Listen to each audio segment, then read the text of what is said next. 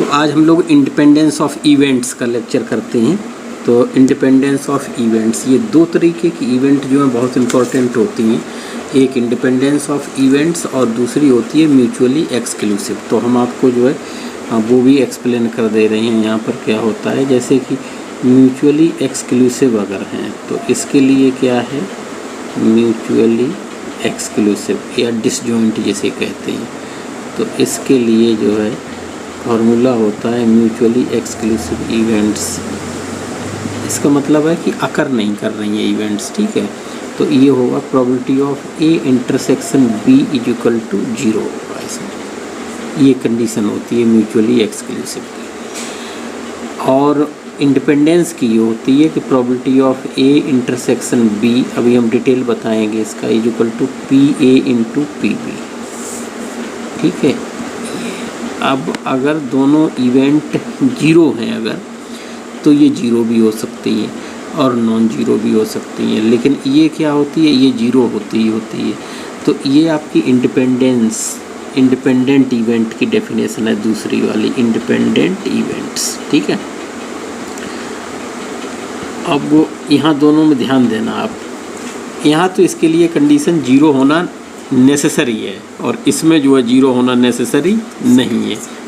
तो जो है अब ये इसका मतलब है अगर ये है तो ये हो ज़रूरी नहीं है, लेकिन अगर ये है और ये अगर 0 हो गई तो ये क्या हो जाती है, म्यूचुअली एक्सक्लूसिव हो जाती है, ठीक है। तो इन दोनों का ध्यान रखेंगे कि ये दोनों इवेंट में डिफरेंस क्या है ना। लोग कंफ्यूज रहते हैं कि इंडिपेंडेंट इवेंट और म्यूचुअली एक्सक्लूसिव या डिसजॉइंट इवेंट में क्या अंतर है ना।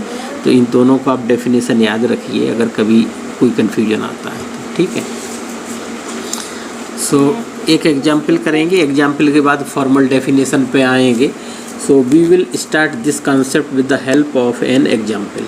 तो एक एग्जाम्पल की हेल्प से हम इस कॉन्सेप्ट को इस्तेमाल करेंगे, स्टार्ट करेंगे। If we toss 2 fair coins then, अगर हम 2 फेयर कॉइन को अगर टॉस करते हैं तो ओमेगा क्या आता है, सैम्पल स्पेस आएगा HH HT TH और TT, इसको जानते ही हैं सब लोग। Let A represent head on first coin, यानी इवेंट ए क्या रिप्रेजेंट करता है, हेड ऑन फर्स्ट कॉइन, और बी रिप्रेजेंट कर रहा है head on second coin. Second coin पे हेड आ रहा है, ए में फर्स्ट कॉइन पे हेड आ रहा है, ठीक है। ये कंडीशन है। तो फर्स्ट पे हेड आने का मतलब है फर्स्ट पे हेड आना चाहिए, सेकंड पे हेड आए या ना आए कोई प्रॉब्लम नहीं है। तो ए निकालो यहाँ से, ए क्या होगा, H, यहाँ भी H है, यहाँ भी H है फर्स्ट पर, तो इसमें ए क्या हो जाएगा, HH और HT, यानी फर्स्ट पे हेड आना चाहिए, सेकंड पे आए चाहे ना आए कोई प्रॉब्लम नहीं है, ठीक है ना। बी क्या कह रहा है, हेड ऑन सेकंड कॉइन, यानी सेकंड पे हेड आना चाहिए, फर्स्ट पे आए चाहे ना आए कोई प्रॉब्लम नहीं। तो यहाँ सेकंड में H है और यहाँ H है, ये दोनों आ गए बी में। तो दोनों इवेंट क्लियर हो गई होंगी ए एंड बी, ए में head on first coin, B में हेड ऑन सेकंड कॉइन, ठीक है ना। तो ये दोनों चीज़ क्लियर हो गई होंगी। तो इवेंट आपकी ए भी आ गई और इवेंट बी आ गई, एंड ए इंटरसेक्शन बी। अब हम देखेंगे इनमें कुछ इंटरसेक्शन है क्या, तो देख रहे हैं H H दोनों में कॉमन है, तो ये ए इंटरसेक्शन बी आपका आ गया H H, राइट। चलिए आगे बढ़िए। अब इसकी प्रोबेबिलिटी निकालो, इसमें कितने एलिमेंट हैं, 2 एलिमेंट हैं, तो इसकी प्रोबेबिलिटी क्या हो जाएगी, 2/4, क्योंकि ओमेगा में कितने हैं, 4 हैं, तो 2/4। 2/4 को हम चाहें तो 1/2 भी लिख सकते हैं, राइट। कैंसिल कर दो, पी बी इक्वल टू क्या होगा, इसमें भी 2 हैं तो 2/4, इसको भी हम 1/2 लिख सकते हैं, राइट। चलिए अब पी ए इंटरसेक्शन भी 1/4 है, क्योंकि इसमें एक ही इवेंट है और टोटल 4 है, तो 1/4 हो गया। ये क्लियर हो गया होगा। अब हम निकालना चाहते हैं probability of conditional probability of A intersection B. तो probability of A intersection B का फॉर्मूला होता है probability of A intersection B upon P B, ठीक है। चलिए ए इंटरसेक्शन बी कितना दिया है, 1/4, पी बी कितना है, 2/4, पी बी 2/4 है, पी ए भी 2/4 है, तो कितना आ गया, 1/2 आ गया, ठीक है। 4 से 4 ये तो समझ रहे होगे। तो 1/2 आ गया, तो 1/2 क्या आ गया, पी ए इंटरसेक्शन बी, और ये किसके इक्वल आ गया, पी ए के इक्वल आ गया। इतना ही तो पी ए दिया हुआ है, पी ए आपका कितना है, 1/2। इसका मतलब क्या है, अब यहाँ समझिए आप। इसका मतलब ये है कि हम यहाँ क्या प्रोबेबिलिटी निकालना चाहते थे, प्रोबेबिलिटी ऑफ ए ही तो निकालना चाह रहे हैं हम। जबकि बी इवेंट अकर हो चुकी है तब प्रोबेबिलिटी ऑफ ए कितनी आएगी, तो प्रोबेबिलिटी ऑफ ए आई है आपकी पी ए के बराबर। इसका मतलब है बी के अकरेंस से ए पर कोई फ़र्क नहीं पड़ रहा है, ए उतना ही आएगा जितना वो पहले था, बी का अकरेंस चाहे जितना हो। तो इसलिए ये इवेंट कैसी हो गई, इंडिपेंडेंट हो गई, यानी ए का अकरेंस बी के अकरेंस से कोई रिलेशन नहीं रखता है। यानी बी इवेंट अकर कर चुकी है, उसके बाद ए अकर कर रही है, तो उस पर कोई फ़र्क नहीं पड़ रहा, उसकी प्रोबेबिलिटी उतनी ही आ रही है जितनी पहले थी। तो ऐसी इवेंट को हम बोलते हैं इंडिपेंडेंट इवेंट। अब इस एग्जाम्पल से क्लियर हो गया होगा। So this implies A and B are independent. ठीक है, ये इंडिपेंडेंट हो गई।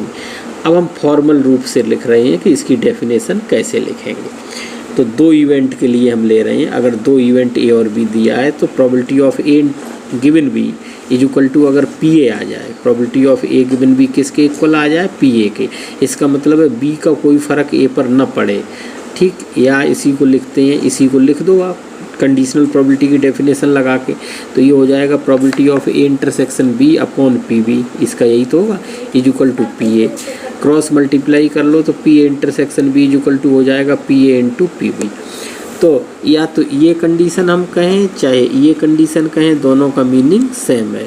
Probability of A intersection B अगर P A into P B आ जाए, हमने अभी बताया था लेक्चर के स्टार्टिंग में, तो हम कहते हैं इवेंट्स ए एंड बी कैसी हैं, इंडिपेंडेंट है। Also P A greater than 0, P A intersection B upon P A is equal to P B. यहाँ से अगर आप probability of A intersection B upon P A कह रहे हैं, अगर ये जो है प्रोबेबिलिटी बी गिवन ए के इक्वल होगी ना, कंडीशनल से देख लो, ये किसके इक्वल होगी, प्रोबेबिलिटी ऑफ बी गिवन ए तो होगी, क्योंकि प्रोबेबिलिटी ऑफ बी गिवन ए का मतलब ऊपर इंटरसेक्शन, नीचे जो नीचे होता है तो ए नीचे है तो ए नीचे आ गया। तो ये क्या हो गया, पी बी गिवन ए हो गया लेफ्ट साइड, और is equal to P B. अब ये पी बी आ गई, मतलब राइट में हम पी बी लेके चल रहे थे, इक्वल टू पी बी। तो ये क्या है, अगर P B given A P B के इक्वल आ गया, अर्थात बी के अकरेंस पे ए का कोई फ़र्क नहीं पड़ रहा है, तो इसका मतलब ए और बी कैसे हैं, इंडिपेंडेंट है। Thus two events A and B are said to be statistically independent. Independent कहें या स्टैटिस्टिकली इंडिपेंडेंट कहें, मतलब एक ही है। If probability of A intersection B is equal to P A into P B, ये डेफिनेशन है इंडिपेंडेंट इवेंट्स की, है ना। मैंने एग्जाम्पल से स्टार्ट किया, एग्जाम्पल से स्टार्ट करके आपको डिफाइन किया। चलिए आगे बढ़ते हैं। अब अगर जो है दो इवेंट का केस है तब तो ठीक है। अब दो इवेंट से ज़्यादा है अगर, तो दो इवेंट से अगर ज़्यादा है तो हम जो है फिर वहाँ पर एक वर्ड और आ जाता है आगे, पेयर वाइज और म्यूचुअल इंडिपेंडेंट। तो वो क्या होता है आगे हम यही देखेंगे, pairwise independence and mutual independence of events. ठीक है, let A B and C are, अगर हमारे पास तीन इवेंट्स हैं ए बी और C, events A B and C are said to be statistically independent. ठीक है ना, स्टैटिस्टिकली इंडिपेंडेंट कहें या फिर जो है हम इंडिपेंडेंट कहें, एक ही बात है, या फिर म्यूचुअल इंडिपेंडेंट कहें, एक ही बात है, कोई दिक्कत नहीं है।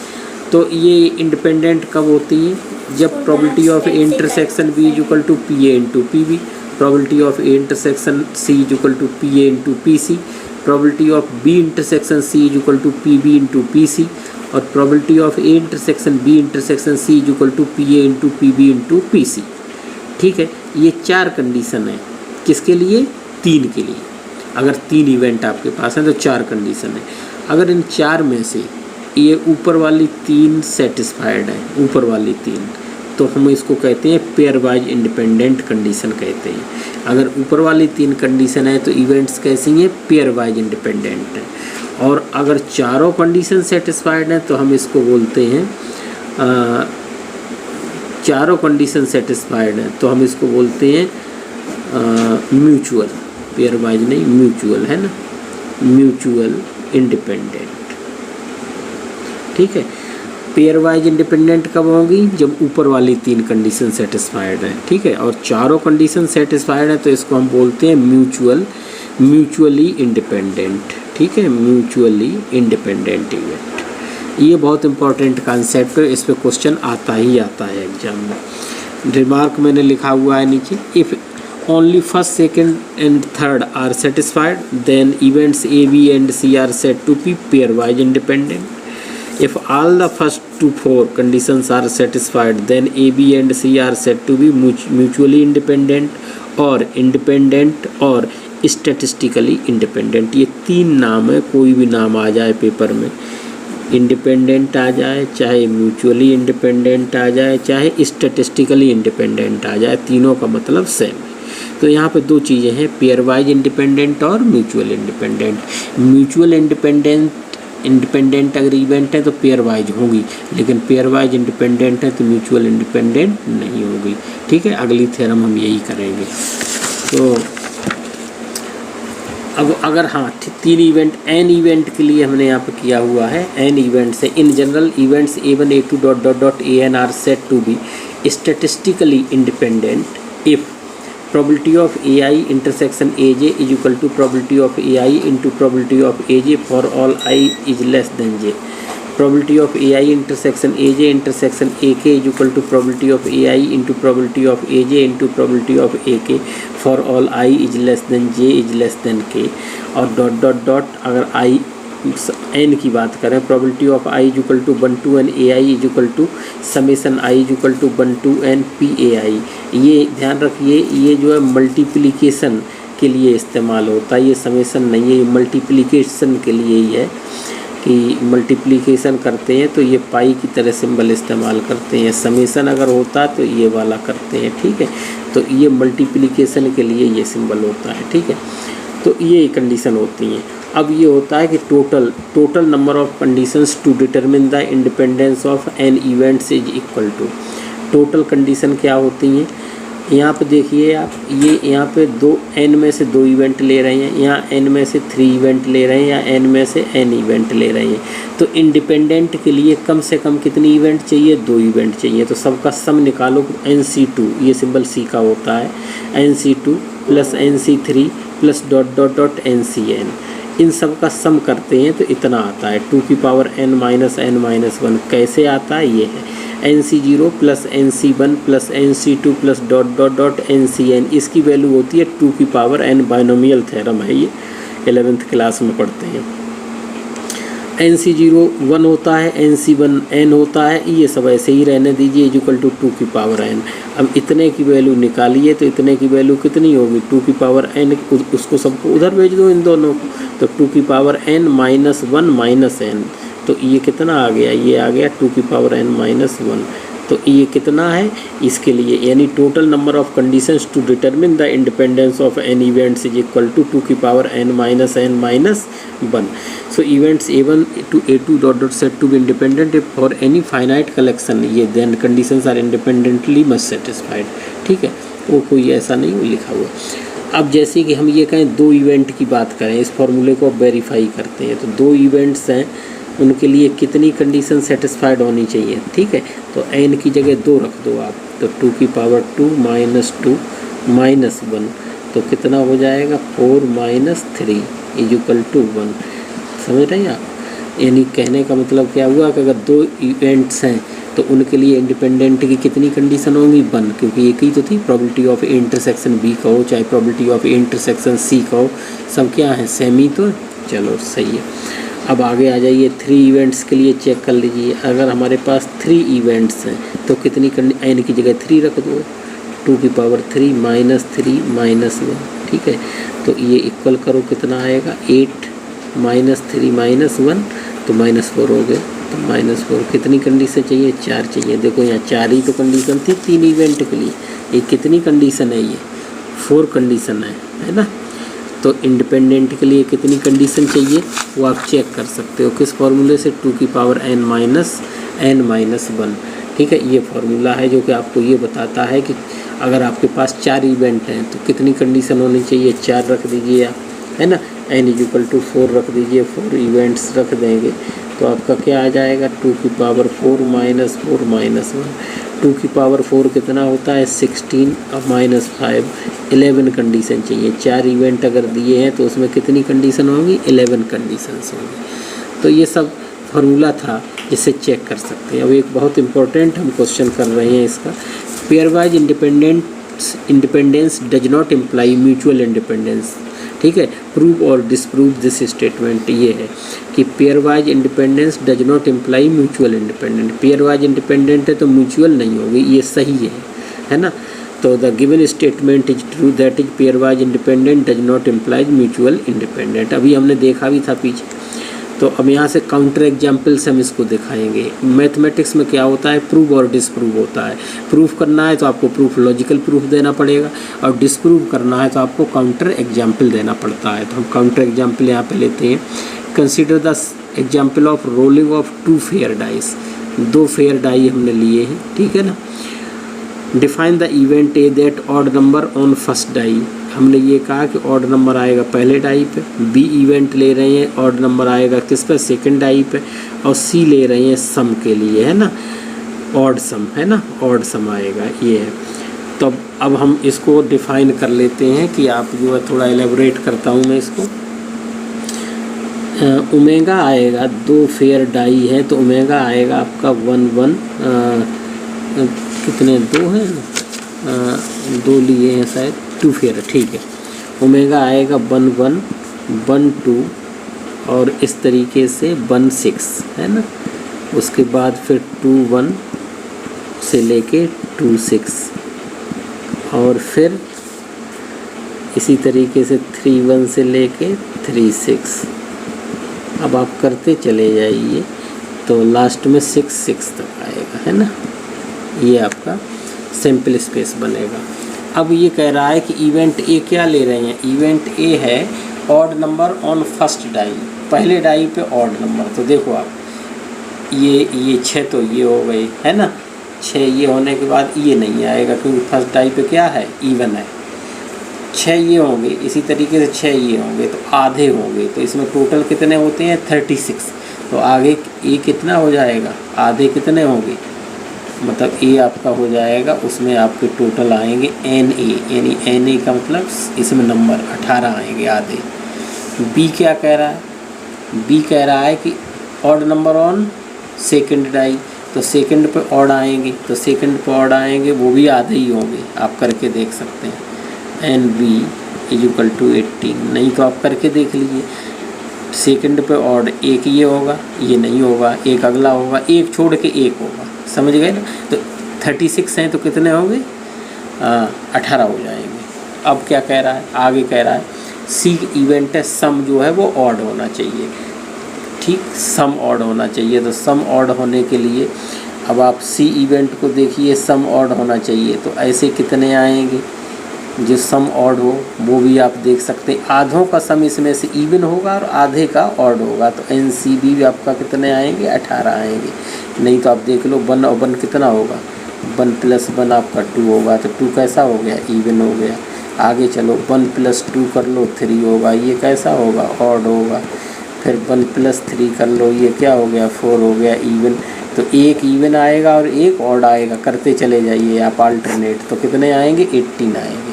इनकी प्रोबेबिलिटी आप निकाल सकते हो। तो पी ए कितना हो जाएगा, 1/2, ठीक है, क्योंकि टोटल 36 है ना। पी बी कितना हो जाएगा, वो भी 1/2, राइट। और पी सी कितना हो जाएगा, पी सी भी हो जाएगा 1/2, वही लिखा हुआ है पी ए। अब डायरेक्ट लिखते हैं, यहाँ पर तो मैंने समझाया, वहाँ पर P A is equal to 1/2, P B is equal to 1/2 and P C is equal to 1/2, ये आ गया।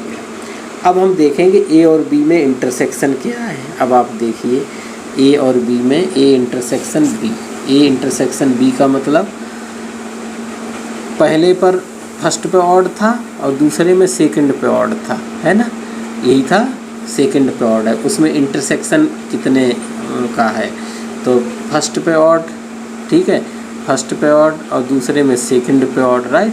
तो देखो एक तो यही मिल जाएगा, 1 1 मिलेगा कि नहीं। इसमें फर्स्ट पे भी ऑड है, सेकंड पे भी ऑड है।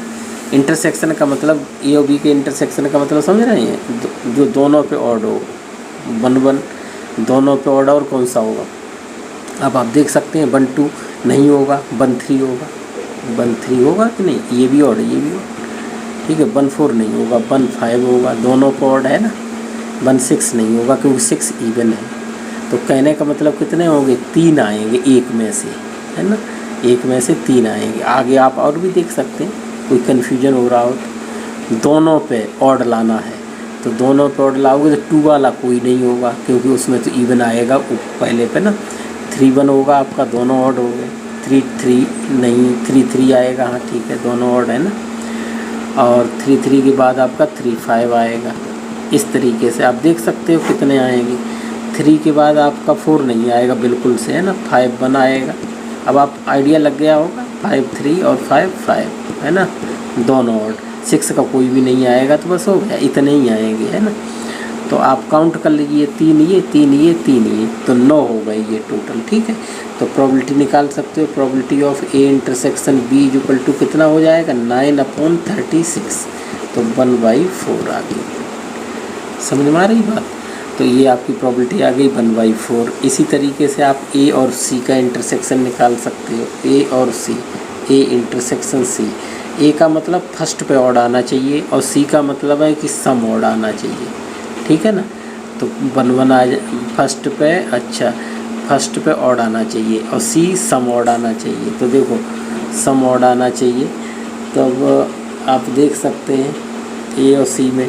सी क्या था, सी इवेंट आपका था, सी इवेंट था आपका कि सम ऑड होना चाहिए, ठीक है। अब सम ऑड देखो, 1 + 2 का सम जो है वो ऑड है ना।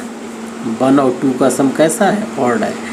तो आपका एक आ गया ये, यानी पहले पे ऑड होना चाहिए। ए का मतलब फर्स्ट पे ऑड, और सी का मतलब सम ऑड। तो आपका कितना हो जाएगा, 1 और 2 आ जाएगा, ठीक है ना, 1 2 आ गया।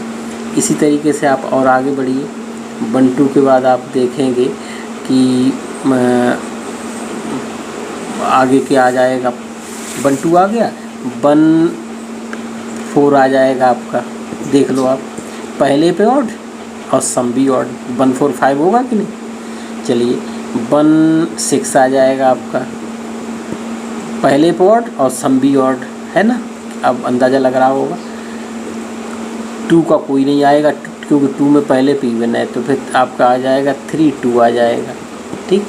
अब आइडिया लग गया होगा। फिर 3 4 आ जाएगा, करते जाओ, दोनों कंडीशन इसमें सेटिस्फाइड है। 3 6 आ जाएगा, 4 का कोई नहीं आएगा, 5 आ जाएगा, 5 2, फिर आप देख लो 5 आपका 4 आ जाएगा, फिर 5 आपका 6 आ जाएगा। तो इसमें काउंट करो कितने, 9 है, ठीक है।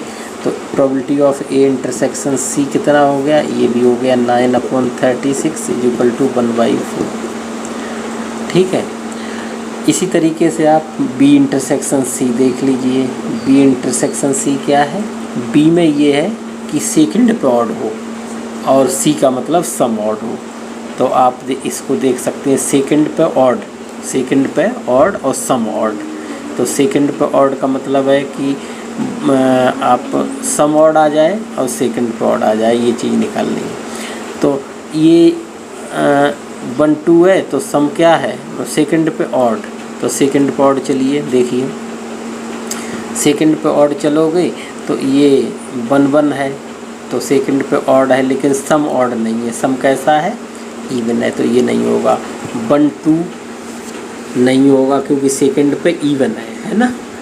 अच्छा चलिए 1 3 में देखिए आप, 1 3 होगा कि नहीं। 1 3 में क्या है, सेकंड पे ऑड है, लेकिन सम जो है वो इवन है, नहीं होगा। 1 4 नहीं होगा, क्योंकि सेकंड पे इवन है।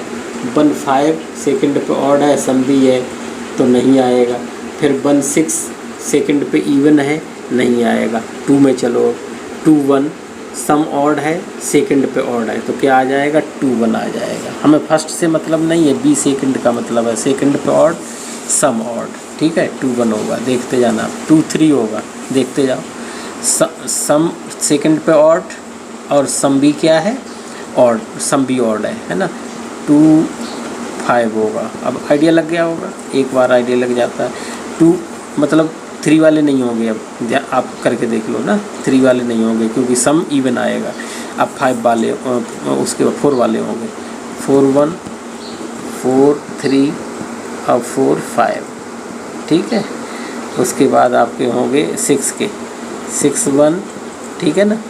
और 6 3 और 6 5, तो टोटल 9 हो गए। तो probability of B intersection C कितना हो गया, 9/36 इक्वल टू 1/4। आप कर सकते हो, मैं तो इसको कर रहा हूँ इसलिए फिर वीडियो बड़ा हो रहा है ना, आप देख सकते हैं। तो आप यहाँ से देख सकते हैं कि आप क्या निष्कर्ष निकल रहा है। चलिए अब मैं थोड़ा सा देखता हूँ कि ए बी सी कैसे है ना। तीनों में कोई चीज़ कॉमन दे है क्या, मतलब जो है आप अंदाज़ लगाइए। तीनों में probability of A intersection B intersection C देखिए आप, तीनों में कोई चीज़ कॉमन है। कहने का मतलब क्या है, फर्स्ट पे ऑड आए है ना, ये क्या कह रहा है, फर्स्ट पे ऑड आए, बी कह रहा है सेकंड पे ऑड आए है ना, और सी कह रहा है सम भी ऑड आए। तो इसमें क्या कॉमन है, पहले तो फर्स्ट पे ऑड आए और सेकंड पे ऑड आए, इन दोनों का मतलब क्या है, फर्स्ट पे ऑड आए सेकंड पे ऑड आए। तो आप अगर देखेंगे फर्स्ट पे ऑड सेकंड पे ऑड निकाल लीजिए, तो फर्स्ट पे ऑड सेकंड पे ऑड 1 1 हो गया, 1 3 हो गया है ना, 1 3 1 5, यही तो है फर्स्ट पे ऑड सेकंड पे ऑड, ठीक है। और फर्स्ट पे ऑड 2 में कोई नहीं होगा ना, क्योंकि 2 में फर्स्ट पे इवन आ जाएगा, 3 में आ जाएंगे 3 1 है ना, आप अंदाज़ा लग रहा होगा। 3 1 के बाद आपका 3 3 हो जाएगा, फिर आपका 3 5 हो जाएगा, ठीक है कि नहीं। इस तरीके से हाँ इस तरीके से आप देखेंगे, फिर 3 के बाद 5 आ जाएगा। लेकिन इनका सम देखो, इनका सम क्या है 2, इनका सम 4, यानी यहाँ मतलब सम कैसा आएगा, हर किसी का सम इवन आ रहा है। तब जब सब इवन आ रहा है तो अब आपका काम नहीं बनेगा, इसका मतलब है इसमें कुछ भी नहीं मिलेगा, 5 मिलेगा, 5 कोई चीज़ कॉमन नहीं। इसका मतलब probability of A intersection B intersection C is equal to क्या आ जाएगा, 0 आ जाएगा। तो इसका मतलब तीनों का इंटरसेक्शन क्या आ गया, 0, जबकि P A into P B into P C 0 नहीं है, P A into P B into P C 0 नहीं है। करके देखो आप, कितना 1/2 है ना, 1/2 इंटू 1/2 इंटू 1/2, तो ये हो गया 1/8। 1/8 जो है वो 0 नहीं है, जबकि तीनों तभी तो होता। तो भाई मतलब P A into P B into P C is equal to P A intersection B intersection C होता, तब तो ये जो है म्यूचुअली इंडिपेंडेंट होते। तो म्यूचुअली इंडिपेंडेंट नहीं है। अब पेयर वाइज हैं कि नहीं है वो देख सकते हो, पेयर वाइज है ये है ना। आप पेयर वाइज के लिए देख सकते हैं, P A into P B, P A into P B करोगे तो पी ए क्या है 1/2, पी बी क्या है 1/2 इज इक्वल टू 1/4, और पी ए इंटरसेक्शन बी कर लो, पी ए इंटरसेक्शन बी भी 1/4 आ रहा है। आप देख लीजिए आ रहा, हमने सब निकाल दिया। तो आप देखोगे कि ये इवेंट्स कैसे हैं, पेयर वाइज इंडिपेंडेंट हैं लेकिन म्यूचुअली इंडिपेंडेंट नहीं है। तो इसलिए ये लिखा हुआ है फिर आगे, so A B C are pairwise independent, however इतना not equal to this one, so A B C are not independent और mutually independent. This implies pairwise independent does not implies mutually independence. तो मैंने पूरा आपको elaborate करके बताया, आप इतना करिए, ये बहुत अच्छे इससे आता ही है क्वेश्चन। बाकी क्वेश्चंस हम करेंगे प्रोबेबिलिटी थ्योरी का, बाकी जितना भी पोर्शन थ्योरेटिकल है वो पूरा ख़त्म हो जाता है यहाँ पर। इसके बाद हम लोग क्वेश्चंस करेंगे। Okay, thank you.